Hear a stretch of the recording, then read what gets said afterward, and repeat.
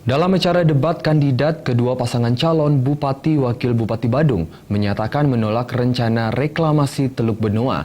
Namun komitmen itu diharapkan dibuktikan atau satya wacana pada janji yang telah disampaikan. Kedua pasangan calon Bupati Wakil Bupati Badung yakni Paket Giriasa dan Paket Badung Bagus dengan tegas menyatakan menolak rencana reklamasi Teluk Benoa. Hal itu pun diucapkan saat acara debat kandidat.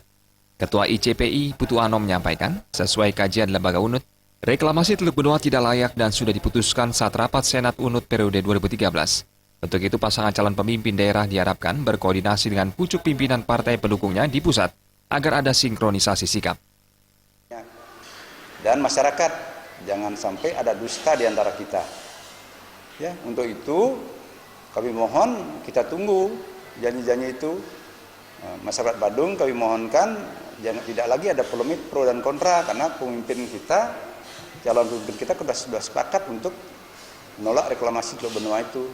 Masyarakat Badung khususnya berharap pemimpin daerah yang terpilih pada Pilkada 9 Desember nanti bisa menerapkan satya wacana atau menepati ucapan sesuai janji yang dilontarkan, yakni menolak reklamasi Teluk Benoa. Ngurah Wirawan dan Suteja, Bali TV.